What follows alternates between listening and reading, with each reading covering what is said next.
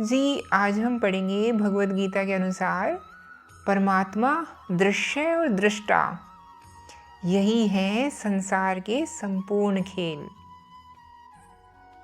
इसी संदर्भ में एक प्रश्नकर्ता ने सवाल किया कि भगवद गीता में श्री कृष्ण अर्जुन को दिव्य नेत्र देकर अपने विराट रूप के दर्शन देते हैं। उस पल में अर्जुन की दृष्टि के अनुसार 3 की ही उपस्थिति है। पहला, आदि और अंत से रहित परमात्मा की। दूसरा, देवता, मनुष्य और ऋषि आदि की। और तीसरा, इन सब को देखने वाले अर्जुन की। तो ये तीनों कौन हैं? इसका उत्तर ये है, जो पहला बताया आपने वो है अद्वैत। जो दूसरे आपने 2 बताए वो द्वैत के 2 सिरे यानी दृश्य और दृष्टा हैं। परमात्मा अद्वैत है और बाकी दृश्य और दृष्टा हैं। जो कुछ भी दिखाई दे रहा है वो दृश्य है और जो उसे देखने वाला है वो दृष्टा है। तो देवता, मनुष्य और ऋषि आदि दिखाई दे रहे हैं अर्जुन को, तो ये सब क्या हो गए? दृश्य। और इनको देखने वाला कौन है? दृष्टा यानी अर्जुन स्वयं। और दृश्य और दृष्टा के आधार में कौन बैठा है? परमात्मा। दृश्य और दृष्टा दोनों किससे आए हैं और किस में लीन हो जाना है? ये इन तीनों का किस्सा है। कहीं चले जाओ, कुछ भी हो रहा हो, यही 3 है, यही त्रैत हैं। इन 3 में से एक असली है और वो बाकी 2 को कभी उगलता है और कभी निगल लेता है।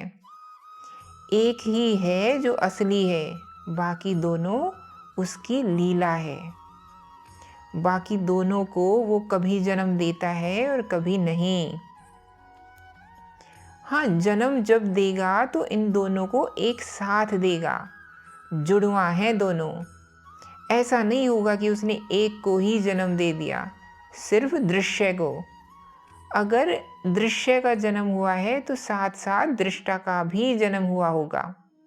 विज्ञान उसकी बात ही नहीं करता, वो बताता ही नहीं है। वो कहता है नहीं नहीं, चांद तारे थे बिग बैंग के बाद। चांद तारे तो थे बिग बैंग के बाद, माने क्या था? दृश्य। यह तो वो बताता ही नहीं कि दृष्टा कौन था उनका। और यही कृष्ण यहाँ बता रहे हैं। अर्जुन ने भी यही देखा है। बोले 3 होते हैं साहब हमेशा।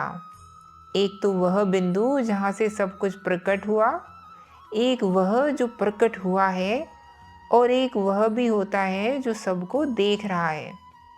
वरना कौन बताएगा कि क्या प्रकट हुआ है? जड़ और चेतन एक ही हैं। तो जहाँ जड़ है वहाँ पर चेतन भी होगा निश्चित रूप से। और चेतन जैसा है उसी से जड़ का निर्धारण हो जाता है, और जड़ जैसा है उसी से चेतन का निर्धारण हो जाता है। ये दोनों बिल्कुल जुड़े हुए हैं। अगर आपको कोई ये बताए, भले ही वो विज्ञान हो, कि बस जड़ जड़ भर था, मटीरियल भर था यूनिवर्स में, कॉन्शियसनेस या चेतना नहीं थी पहले, तो यह बात सही नहीं है। क्योंकि पदार्थ और चेतना एक ही द्वैत के 2 सिरे हैं, जुड़े हुए हैं आपस में।